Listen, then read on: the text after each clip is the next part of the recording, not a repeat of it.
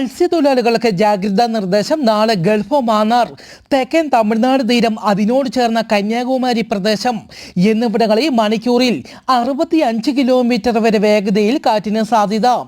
മധ്യപടിഞ്ഞാറൻ അറബിക്കടലിന്റെ ഭാഗങ്ങൾ, അതിനോട് ചേർന്ന മധ്യകിഴക്കൻ അറബിക്കടൽ, തെക്കു പടിഞ്ഞാറൻ അറബിക്കടലിന്റെ വടക്കൻ ഭാഗങ്ങൾ, ശ്രീലങ്കൻ തീരം, തെക്കൻ ബംഗാൾ ഉൾക്കടലിന്റെ ഭാഗങ്ങൾ, വടക്കൻ ബംഗാൾ ഉൾക്കടലിന്റെ ഭാഗങ്ങൾ, അതിനോട് ചേർന്ന മധ്യകിഴക്കൻ ബംഗാൾ ഉൾക്കടൽ എന്നിവിടങ്ങളിൽ മണിക്കൂറിൽ 50 കിലോമീറ്റർ വരെ വേഗതയിൽ കാറ്റിന് സാധ്യതയുണ്ടെന്ന് കാലാവസ്ഥാ കേന്ദ്രം അറിയിച്ചു.